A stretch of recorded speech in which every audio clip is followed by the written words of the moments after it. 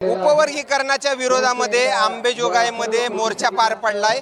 आता मोर्चा संपल्याच्या नंतर मोठी गर्दी जी आहे ती आपण थेट मुख्य रस्त्यावरती पाहू शकतात आणि याच दरम्यान मोर्चामध्ये सहभागी झालेले हे सगळे भीमसैनिक माझ्यासोबत आहेत।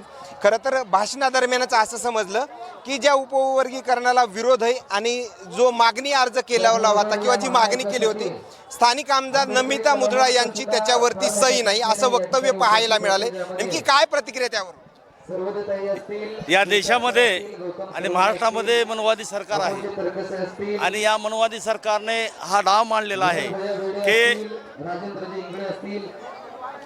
आतापर्यंत महाराष्ट्रामध्ये या देवेंद्र फडणवीसनं संपूर्ण जातीमध्ये भांडणं लावलेत आणि भांडणे लावलेले असताना सुद्धा फक्त इथं आंबेडकरी विचाराचे आणि बौद्ध बांधव या महाराष्ट्रातली महार जात म्हणून मी पर्टिक्युलर सांगतो की या मनवाद्यांना कुठंच विचारांना हटू शकत नाही। त्यांची जी मागणी केली त्याच्यावरती सही नाही असं पाहायला मिळालं या भाषणात।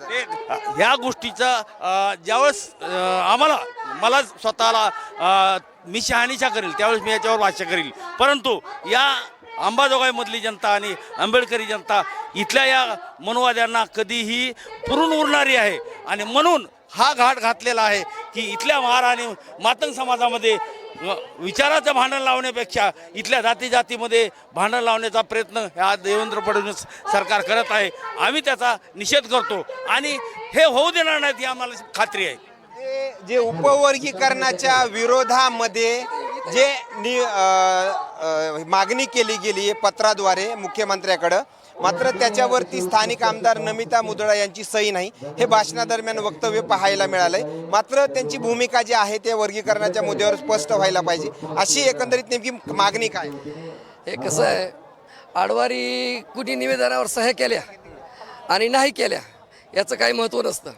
जेव्हा या संदर्भात तत्सम सभागृहामध्ये विधेयक मांडलं जातं आणि पक्षप्रतोदाचा आदेश येतो आणि तो आदेश धुडकावून जेव्हा हे आमच्यासोबत येतील त्यावेळेस ते आमचे, हे बाकीच्या गोष्टी सगळ्या हास्यास्पद आहेत, त्याची चर्चासुद्धा नाही झाली पाहिजे। इथं त्यांनी सही केली ह्यांनी नाही केली काही नाही। आता एक जण गेला तर त्या मागच्या मोर्चामध्ये एक माजी आमदार गेला आणि इकडच्या मोर्चामध्ये ही चर्चा आहे, हे सगळं फेल आहे। आता रिपब्लिकन पार्टी धम्मचक्राचा निळा ध्वज अशी ताकद आता बनण्याची प्रक्रिया सुरू झाली। सरकारला नेमका इशारा काय असणार या मोर्चाच्या माध्यमातून? सरकारला इशारा हा आहे की ज्या समाजाला, नीतिमान लोकशाही समाजाला जो बाबासाहेबांनी निर्माण केलेला आहे, जो संविधानाच्या रक्षणासाठी निर्माण केलेला आहे, जो भारताच्या मार्गदर्शनासाठी निर्माण केलेला आहे, या समाजाला तुम्ही चिडवण्याचं डिवचण्याचं काम केलेलं आहे। या मार्गदर्शकाच्या पुढे तुम्ही बसा आणि संविधानिक भारताचं यशस्वी संचालन कसं करायचं ते त्यांच्याकडून मार्गदर्शन घ्या। एक शेवटचा प्रश्न तुमच्यासाठी असणार आहे, थोडं अलीकडे या जी वर्गीकरणाची मागणी आहे मातंग समाज देखील या वर्गीकरणाच्या मागणी सोबत असल्याचं पाहायला मिळतं, तुम्ही त्याकडे कसं पाहता?